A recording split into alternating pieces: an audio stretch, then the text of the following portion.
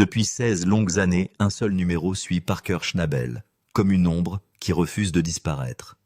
Il ne s'agissait pas simplement d'un autre objectif de production, écrit sur un tableau blanc, ou d'un autre objectif ambitieux discuté au début d'une saison minière. C'était 10 000 onces d'or en une seule saison, un chiffre si extraordinaire qu'aucun mineur de placé dans l'histoire moderne du Yukon n'avait jamais réussi à l'atteindre. Pour des générations de mineurs, c'était plus qu'un record, c'était une barrière qui semblait impossible à franchir. Une ligne qui séparait un succès remarquable d'une véritable légende minière. Aujourd'hui, avec 4 stations de lavage qui fonctionnent jour et nuit, des tapis roulants qui fonctionnent sans arrêt, et de leurs frais qui continuent de s'accumuler sur la balance, ce chiffre impossible ne ressemble plus à un fantasme lointain. Chaque nettoyage rapproche Parker de l'histoire, et pour la première fois de sa carrière, le rêve est suffisamment proche pour que tout le monde autour de lui puisse presque le ressentir. Il est impossible d'ignorer cette excitation, car chaque once récupérée porte désormais le poids de 16 années de détermination, de sacrifice et de travail acharné et acharné. Un dernier effort pourrait tout changer. En regardant les chiffres, Parker pouvait difficilement cacher sa satisfaction face à l'amélioration spectaculaire de la saison.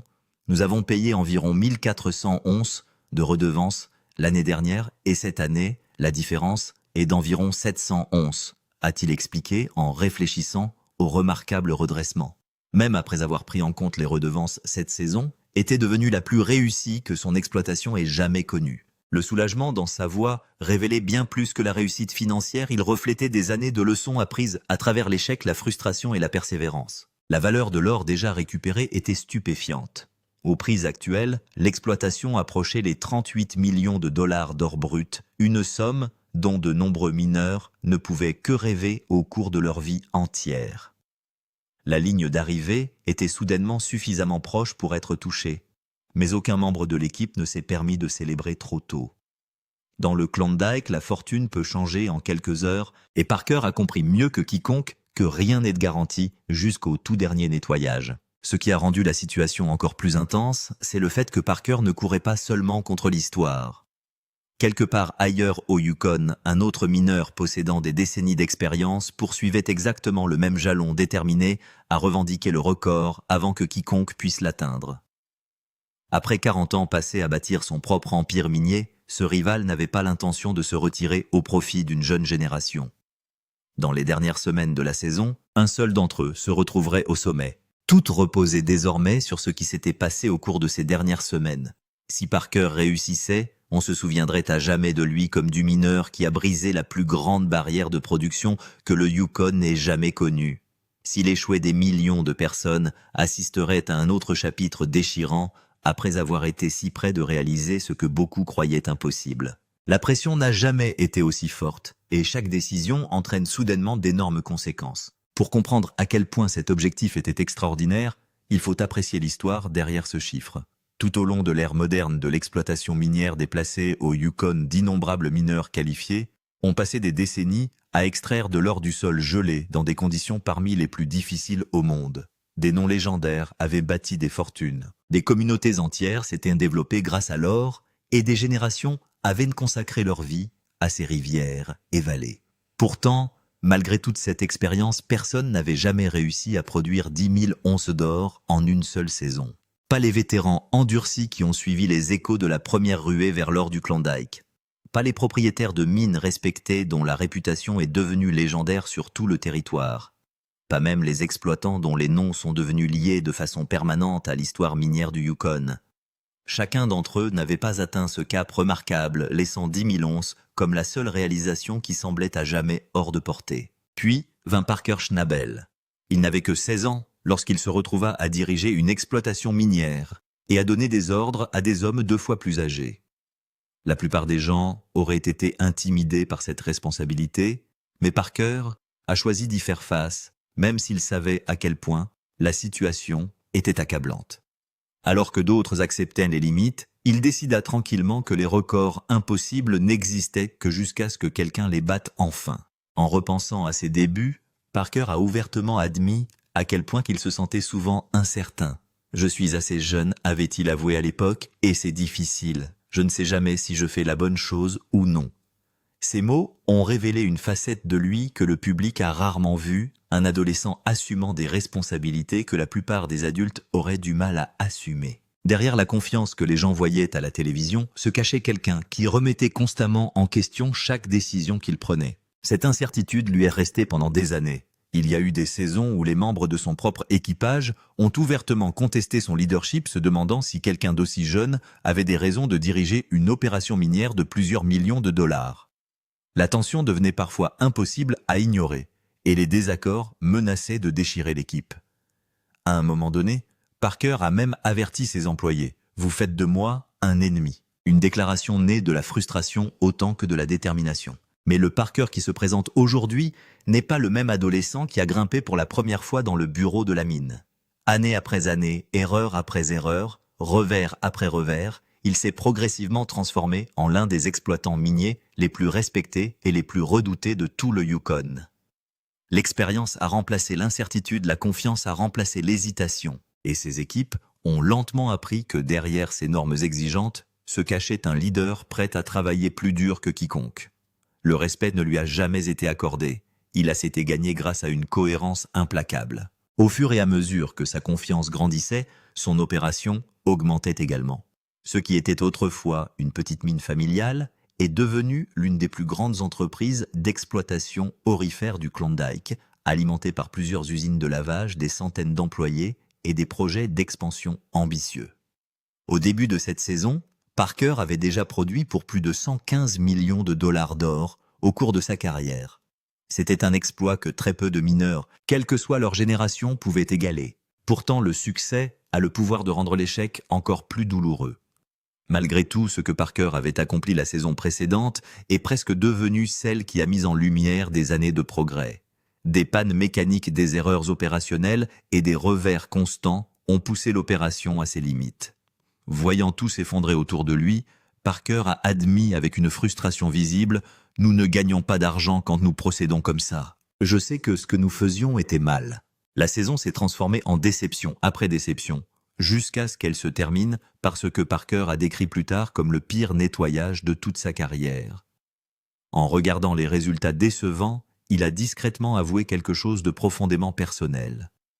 « Je n'aime pas ce sentiment », a-t-il déclaré. « Je n'aime pas être un perdant. » Ces mots capturaient le poids émotionnel qu'aucun rapport de production ou décompte de l'or ne pourrait jamais expliquer pleinement. C'est pourquoi cette saison n'a jamais consisté simplement à atteindre un certain nombre d'onces. Il représente la détermination d'un homme à prouver que l'empire qu'il a passé des années à bâtir n'a jamais été bâti uniquement sur la chance. C'est l'occasion de montrer qu'une saison désastreuse n'était qu'un trébuchement temporaire plutôt que le début d'un long déclin. Chaque once récupérée porte désormais autant le poids de la rédemption que celui de la récompense financière. Le leadership de Parker tout au long de cette saison reflète cette compréhension. Plutôt que d'exiger la perfection de la part de chaque membre de son équipage, il s'est concentré sur la seule chose qui comptait avant tout. « Je sais que vous avez vécu une saison folle et que vous avez fait un travail incroyable », a-t-il déclaré à son équipe. « Je n'ai pas besoin que tu te soucies de grand-chose d'autre que de faire fonctionner ces usines. » Par ces quelques mots, il a rappelé à tous que c'est la cohérence et non la panique qui déterminera en fin de compte si l'histoire sera écrite. 10 000 onces accomplirait bien plus que l'établissement d'un nouveau record de production. Cela ferait taire les critiques qui remettaient en question son leadership depuis l'âge de 16 ans. Cela validerait chaque décision difficile, chaque nuit blanche et chaque risque qu'il avait pris tout au long de sa carrière. Plus important encore, cela placerait définitivement le nom de Parker Schnabel parmi les plus grands mineurs que le Yukon ait jamais connus. Mais Parker n'a jamais été seul dans cette course. À environ 60 km de là, un autre empire minier poursuivait exactement le même rêve avec toute la détermination dont il disposait. Contrairement à Parker, cependant, ce rival ne s'est pas construit sur 16 ans. Il a été forgé au cours de 4 décennies de travail, acharné de sacrifices familiaux et d'une détermination inébranlable. 40 ans plus tôt, Tony Beets et son épouse Minnie sont arrivés au Canada en provenance des Pays-Bas avec presque rien d'autre que de l'espoir et de la détermination. Tony se souvient encore de ces jours difficiles avec une clarté remarquable. « Nous n'avions que 300 $, dit-il souvent, se rappelant à quel point il possédait peu à leur arrivée. 300 $. Une détermination sans fin et une volonté de surpasser tous ceux qui se mettaient en travers de leur chemin sont devenus le fondement de tout ce qui a suivi. Ces premières années ont exigé des sacrifices extraordinaires. Tony travaillait 14 heures par jour, 7 jours sur 7, faisant tout ce qu'il fallait pour survivre tout en construisant lentement un avenir pour sa famille. Chaque dollar gagné a été réinvesti dans l'opération. Chaque revers est devenu une autre leçon et chaque succès a poussé le rêve un peu plus loin. Au fil du temps, ces sacrifices se sont progressivement transformés en l'une des plus grandes entreprises minières du Klondike. Finalement, Tony a bâti une dynastie minière d'une valeur estimée à 60 millions de dollars. Pourtant, malgré sa richesse et son succès, sa plus grande motivation n'a jamais été simplement l'argent. Tout ce qu'il a construit avait pour but de créer des opportunités pour ses enfants. « J'essaie de construire l'avenir de mes enfants », explique souvent Tony. « Ils doivent prendre le relais. Ils vont devoir diriger le cirque tout seuls. » Bien entendu, bâtir un empire n'est jamais une voie droite. Comme toute entreprise familiale prospère, l'entreprise Beats a finalement atteint une période où un conflit interne menaçait tout ce qu'ils avaient créé ensemble. Des dizaines de millions de dollars restaient immobilisés dans les mines, tandis que les désaccords au sein de la famille devenaient de plus en plus difficiles à ignorer. À un moment donné, il est apparu véritablement que des années de dur labeur pourraient s'effondrer sous le poids de conflits personnels, plutôt que sous le poids d'un échec financier. Les frustrations ont éclaté lorsque les membres de la famille ont remis en question des décisions importantes. L'un des fils de Tony a ouvertement critiqué la direction de l'opération, affirmant qu'elle était en train de s'effondrer. Des promesses qui semblaient autrefois certaines ont été soudainement rompues et les réductions minières attendues par un membre de la famille ont été réaffectées à un autre. Les émotions étaient vives, la confiance s'affaiblissait et plusieurs personnes envisageaient de quitter complètement l'entreprise familiale. Lorsqu'un travailleur a finalement annoncé son départ, Tony avait du mal à croire ce qu'il entendait. « Vous venez d'arrêter, vous vous moquez de moi », répondit-il avec incrédulité. La tension avait atteint un point où elle ne menaçait plus seulement les relations, elle menaçait l'avenir de l'ensemble de l'exploitation minière. Pendant un certain temps, il sembla que la dynastie Beats allait finir par se détruire de l'intérieur. Mais Tony Beats n'a jamais été connu pour se rendre facilement. Alors que tout semblait sur le point de s'effondrer, il a fait ce qu'il avait fait toute sa vie, il s'est battu pour reconstruire.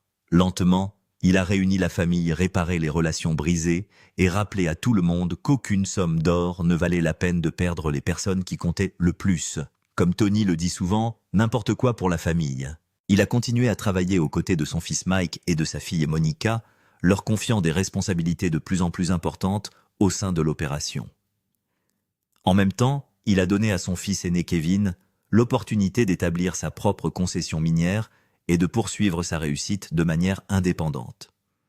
Plutôt que de forcer tout le monde à suivre un même chemin, Tony a permis à chaque membre de la famille de contribuer à sa manière. C'était un pari, mais qui s'est finalement avéré payant. À la fin de la saison précédente, la famille Beats avait célébré le total d'or le plus réussi de son histoire. Ensemble, ils ont récupéré la quantité étonnante de 5 777 onces d'or évaluées à environ 14,4 millions de dollars. En regardant les chiffres finaux, Tony ne pouvait cacher sa satisfaction. « C'est bien mieux que l'année dernière », a-t-il déclaré, avec un large sourire, sachant combien de travail avait été nécessaire pour obtenir ce succès. C'est contre cela que Parker était réellement en compétition. Il ne s'agit pas simplement d'un autre mineur exploitant une concession à proximité, mais de toute une famille forgée au fil de décennies de difficultés, d'expérience et de résilience. Chaque membre de l'exploitation Beats a contribué au même objectif, ce qui en fait l'une des équipes minières les plus formidables du Yukon.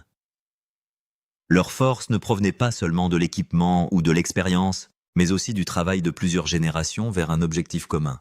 Au centre de cette dynastie se trouvait Tony Beats, un homme aujourd'hui âgé de 70 ans qui, grâce à une détermination acharnée, a transformé 300 $ en fortune. L'âge n'avait rien fait pour réduire son esprit de compétition. Au contraire, cela n'avait fait que renforcer son désir de prouver que l'expérience pouvait encore vaincre l'ambition de la jeunesse. L'idée d'être dominé par quelqu'un d'assez jeune pour être son fils ne lui convenait tout simplement pas. Tony a clairement exprimé ses intentions. « Je pense que je peux battre Parker », a-t-il déclaré sans hésitation. Avec ces quelques mots, La saison a cessé de se résumer uniquement aux onces d'or ou aux marges bénéficiaires. C'est devenu une bataille de fierté, de réputation, d'héritage, et le désir de se souvenir d'un nom avant tous les autres à la fin de la saison. Il ne s'agissait plus simplement d'une simple compétition minière. C'était un combat entre générations, entre deux voyages remarquablement différents, qui étaient arrivés d'une manière ou d'une autre à la même destination. L'un représentait l'ambition de la jeunesse construite grâce à une innovation incessante, tandis que l'autre incarnait des décennies d'expérience acquises grâce au sacrifice et à la persévérance. Une seule histoire se terminerait avec le disque. La pression entourant les deux opérations est devenue presque inimaginable. Chaque panne mécanique, chaque retard météorologique, chaque once d'or et chaque décision avait soudainement le potentiel de déterminer qui resterait finalement dans les mémoires de l'histoire minière du Yukon. La plupart des gens ne subiront jamais une pression d'une telle ampleur au cours de leur vie, mais Parker et Tony avaient volontiers accepté ce fardeau. Avant de continuer avec le reste de cette histoire remarquable, assurez-vous de vous abonner si vous voulez voir quel mineur finit par prospérer sous cette pression incroyable et lequel voit le record s'échapper. Car à partir de ce moment-là, la saison devient encore plus dramatique, avec des revers, des catastrophes inattendues et des décisions qui vont tout changer. La seconde moitié de ce voyage est celle où les fortunes, les rêves et les réputations sont véritablement mises à l'épreuve. Tandis que Parker continuait à courir après l'histoire, Tony Beets menait déjà une bataille totalement différente. Dans le Klondike, les rivaux ne se contentent pas de rivaliser entre eux.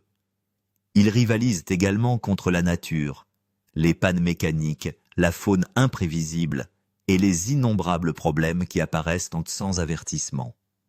Chaque once d'or qui réussit doit d'abord survivre à ces défis quotidiens.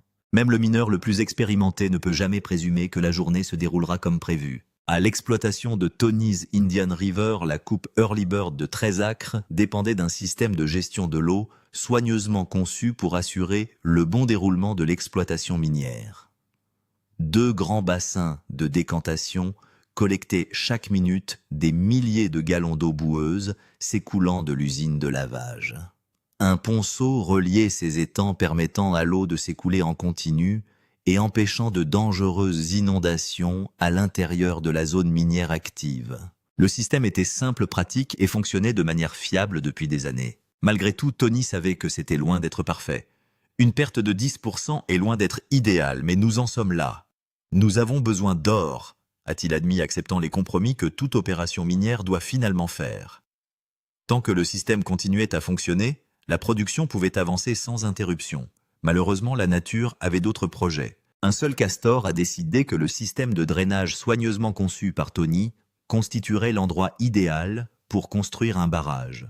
En bouchant le ponceau avec des branches, de la boue et des bûches, le petit animal déterminé a complètement bloqué l'écoulement de l'eau entre les bassins de décantation. Avant que quiconque ne réalise ce qui s'était passé, le premier étang s'est rempli au-delà de sa capacité, a débordé et a envoyé un torrent d'eau directement dans la seule coupe aurifère que Tony exploitait actuellement. L'avertissement est arrivé par radio du cousin Mike. « Je ne vois que de l'eau », rapporta-t-il avec urgence. « Il y a beaucoup d'eau qui entre dans la tranchée. » Tony comprit immédiatement la gravité de la situation. Sans hésitation, il a donné l'ordre que tout mineur déteste entendre fermer immédiatement l'usine de lavage. Pour un mineur poursuivant un objectif saisonnier de 6500 onces chaque minute de production perdue entraîne un coût financier énorme. Alors que les prix de l'or restaient exceptionnellement élevés, chaque tapis roulant silencieux représentait des milliers de dollars disparaissant à chaque heure qui passait.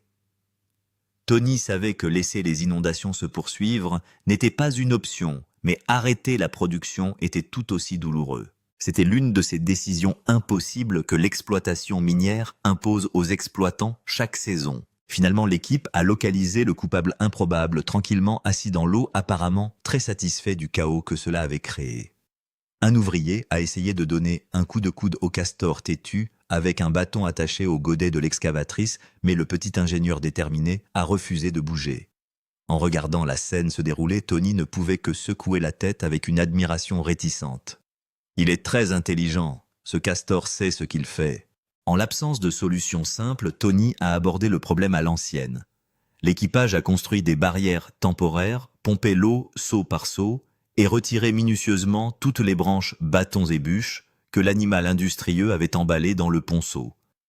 C'était un travail épuisant et sale, mais il n'y avait tout simplement pas d'alternative s'il voulait sauver la saison minière.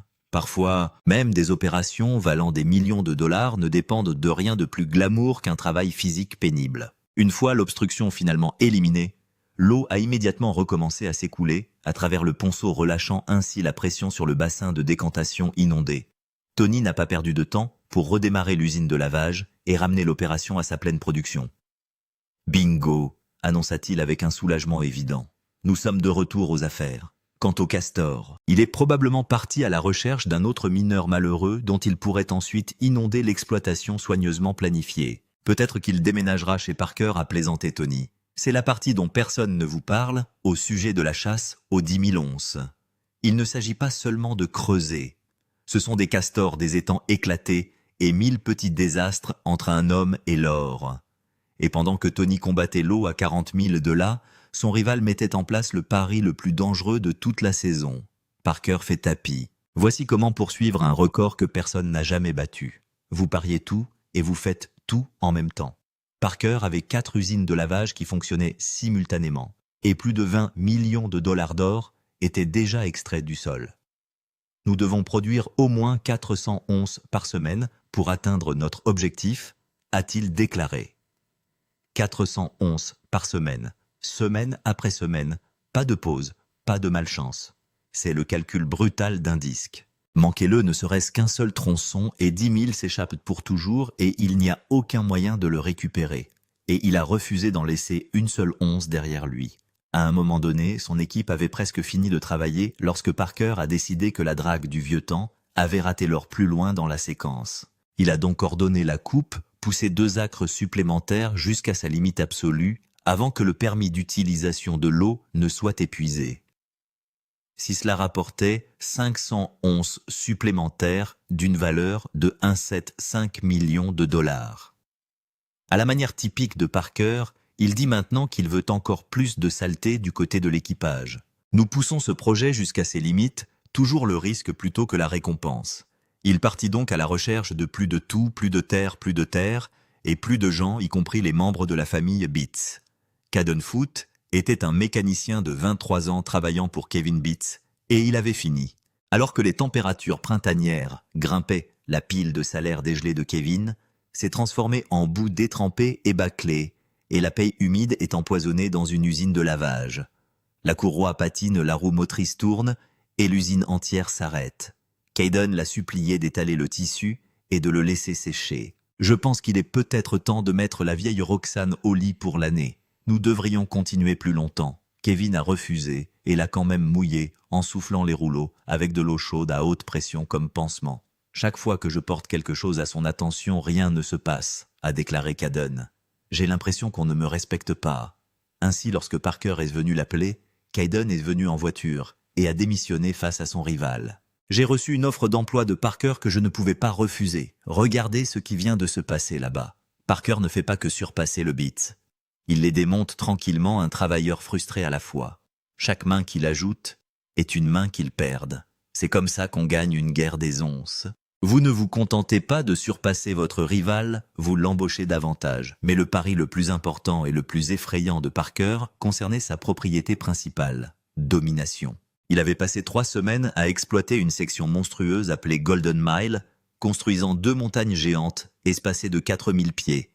Puis il a complètement débranché le Golden Mile, sa plus grande production, et a vu ses chiffres s'effondrer. Pour récupérer, il a dépensé 1 million de dollars dans une toute nouvelle station de lavage. Il l'a baptisée la Golden Goose. « Remettez le guichet automatique en marche », a-t-il dit. Il a même garé sa 4e plante Lucifer pour la saison pariant, tout sur la fin de Dominion, avec la Golden Goose et le Big Red. Construire une usine de lavage de 45 tonnes en quelques jours est un véritable cauchemar. L'expert en usine de lavage Jeff Turnell a hissé l'usine de 45 000 livres dans les airs à l'aide de grues et de câbles, en enfilant les broches en place avec moins d'1 millimètre de marge, tandis que la flèche dérivait au poids maximum. C'est l'une des parties les plus stressantes de tout le processus, a déclaré Jeff. Vous avez ici une usine de 45 000 livres, tout est suspendu à des câbles. Un faux pas et tout s'écroule. Je serai heureux quand ces épingles seront en place et que cette chose se mettra sur ses propres pieds. Pendant ce temps, à la concession de Keenan Stewart, l'équipe verte de Parker, y compris un débutant nommé Billy Abbott, lors de son tout premier voyage au Yukon, s'est précipité pour payer sous les ordres du contremaître Brennan lorsqu'un camion de roche a crevé un pneu sur un morceau d'acier laissé sur le chemin de chargement. 10-12 chargements perdus dans une course où chaque chargement compte et le chronomètre n'a jamais cessé de tourner. Alors même que Jeff assemblait l'usine, l'équipe minière de Parker parcourait un tiers de mile jusqu'aux montagnes géantes et traînait l'oie dorée sur son tapis avant que les quilles ne soient à peine froides. Une toute nouvelle usine valant $1 million et inutilisée est ce qui coûte le plus cher dans les champs aurifères. Et Parker le savait. Nous sommes sous beaucoup de pression ici, a déclaré l'un des membres de l'équipage. La course est lancée. Nous devons construire cette nouvelle usine en un temps record. Avec un quart de sa capacité de rotation, chaque camion de pierre sur la propriété jetait de la terre dans un seul but, amener l'oie à attraper l'or avant la fin de la saison. Parker avait maintenant vidé sa meilleure coupe, garé $1 million d'acier neuf dans la terre et parié tout le record sur l'obtention de cette poule aux œufs d'or avant la fin de la saison. Ici, tout est question de risque, plutôt que de récompense, a-t-il déclaré. Il ne restait plus qu'à savoir si la récompense était réelle ou s'il venait de remettre le disque à Tony Beats. Le plateau a $4 millions parce que Tony balançait encore plus fort. Il a acheté un nouveau terrain appelé Wounded Moose à 4000 à l'est de ses revendications sur Indian River, à 1000 au sud du terrain qu'il loue à Kevin. 2400 acres de terrain partiellement minés clé en main avec trommelles excavatrices et campements. Tony pensait que cela pourrait fournir jusqu'à $200 millions d'or. Et il a payé $4 millions pour cela sans tester un seul plateau. Nous avons payé une fortune pour cela et je n'ai même jamais pris la peine de le tester, a-t-il admis. Sans aucun risque, il n'y a aucun gain non plus. Tony s'est donc lancé dans son pari non prouvé de $4 millions, a récupéré un bac de gravier du substrat rocheux fracturé et l'a lavé. Regardez ça. Regardez comme ces conneries sont belles. Regardez combien il y a. C'est fini. Or, partout. Sur la toute première poêle. Si c'était à Las Vegas, c'est ce qu'on appelle décrocher un jackpot. C'était le genre de grève qu'un homme attend toute sa vie. Il a cédé le nouveau terrain à son fils Mike pour qu'il court à 50-50 et c'est là que les fissures familiales sont apparues à nouveau. Parce que Mike avait passé toute la saison, après coup coincé, à faire des courses à 40 miles de là, sur Paradise Hill. Je ne suis qu'un livreur, dit Mike. On me dit d'organiser tout ça, de préparer tout ça, de faire avancer les choses. Pire encore, Tony avait discrètement volé la moitié de l'équipement et de l'équipage de Mike pour nourrir ses propres plantes, laissant le trommel de Mike mort et silencieux. Vous essayez de prendre tous mes hommes et vous vous attendez ensuite à ce que je continue à courir la colline, fulminait Mike. Maintenant, un élan blessé brandissait devant lui une réclamation 50-50. Alors dites-moi, un père qui dépouille l'équipage de son propre fils pour des machines de rechange donne-t-il réellement un empire à ce gamin? Ou s'agit-il simplement d'une coupe supplémentaire qui est supprimée à la seconde où elle commence à produire de l'or? Les secondes chances. Cette question pesait sur tous ceux que Tony touchait, car la fin de cette saison s'est déroulée sur des secondes chances et des gens qui ne les méritaient pas. Kevin Beats transpirait. Il avait extrait plus de $2,5 millions d'or, mais avec la saison qui saignait, il lui en fallait plus du double pour atteindre son objectif. Son opérateur de chargeuse, un enfant nommé Taven Peterson, n'arrêtait pas de fouetter le sphinx de 7 acres coupé comme un poulet sans tête, battant l'équipement à moitié à mort, pendant qu'Aya Mitchell transportait la paix vers la pile. Et voici le kicker. Taven avait été renvoyé des opérations de Parker 6 semaines plus tôt pour exactement la même chose. Il fait fonctionner son chargeur trop vite, ignorant les ordres. Vous vous vantez du nombre de chargements que vous pouvez obtenir en 1 heure. Qui fait ça? Maintenant, l'histoire se répétait, et l'équipe de Kevin a failli le libérer, puis l'a déposé dans un camion à pierre pour un dernier tir. Nous ne sommes plus chez Parker, lui dirent-ils. Un faux pas de ce gamin, une transmission déchiquetée, et la totalité de l'or de Kevin pourrait chuter avec le chargeur.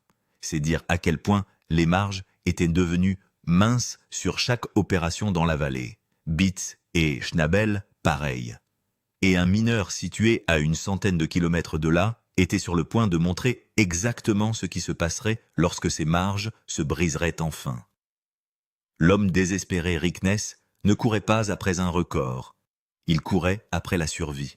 Il y a 6 saisons, Rick a loué Duncan Creek à un propriétaire foncier nommé Troy Taylor, a parié des millions sur la promesse d'une aubaine en or et s'est serré la main pour acheter la concession, tout sauf un détail, le permis d'eau. Cela n'a jamais abouti. Sans cela, il ne pourrait pas du tout toucher les terres riches en or de Duncan Creek.